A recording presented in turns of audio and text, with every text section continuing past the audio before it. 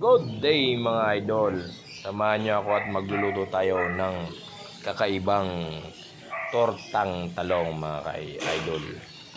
Kailangan natin ibahin naman ng matikman natin kung ano ba talaga ang lasa ng talong. Kailangan nyo ng talong, pakuluan nyo muna mga idol. Tansyahin nyo na lang kung alam nyo naluluto na yung talong. Tapos pagkatapos yung alam nyong luto na, hanguin nyo at ilipat nyo sa isang lagayan na maayos mga idol para maging masarap na kayayan din yan tulad nito mga idol. At ito na ang ating ingredients na gagamitin mga idol: giniling, magic sarap, itlog, 2, pamintang durog, at sibuyas bawang mga idol. Yan, ginigisan natin ang ating giniling mga idol para kahit papano ay luto na. Pag prinito natin, luto na yung giniling. Kunting prito na lang gagawin, kahit papano ay luto na ang ingredients niya mga idol. Kumbaga ang itlog na lang ang lulutuin dun. Kakaibang luto naman yan mga idol. Hindi yung ordinaryong torta ang gagawin natin. Yan ay medyo kakaiba. Sana masarap mga idol. Kasi ngayon lang natin gagawin to. Yun, no?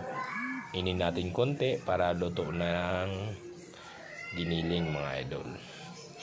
Pasensya na kayo at wala tayong tagahawak ng camera. Mahirap pala mag-video pag walang tagahawak. Ayan, luto na mga idol ang giniling.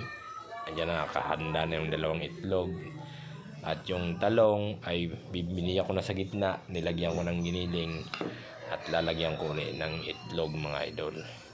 Ang hirap maglagay pala ng itlog mga idol. Yan o, tingnan mo po, unti-unti lang. Nalalaglag yung igyok pag kinukutsara, kaya napakahirap pala. Kailangan pala malalim yung sandok na kinuha ko para hindi mahirap.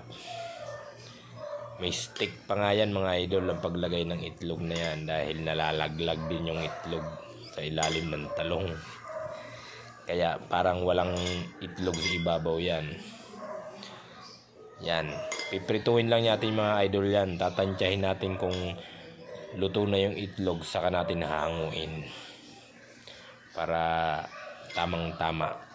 Bahala na kayo magtimpla niyan mga idol kung anong panlasang kailangan nyo. Yan mga idol, piniprito ko na ang talong na may giniling at may itlog. Lalagyan ko ngayon yan ng itlog mga idol, kaso mali pa lang, ibubuhos mo ang itlog dyan kasi dediretso sa lahat sa mantika, kaya tinigilan ko na. Yan mga idol, tinigilan ko na ang paglagay ng itlog. Ito na mga idol, naluto na. Titikman ko ngayon yan kung ano ba talaga ang lasa. Tikman natin mga idol kung ano ang lasa. Yun, no? Parang oh my God!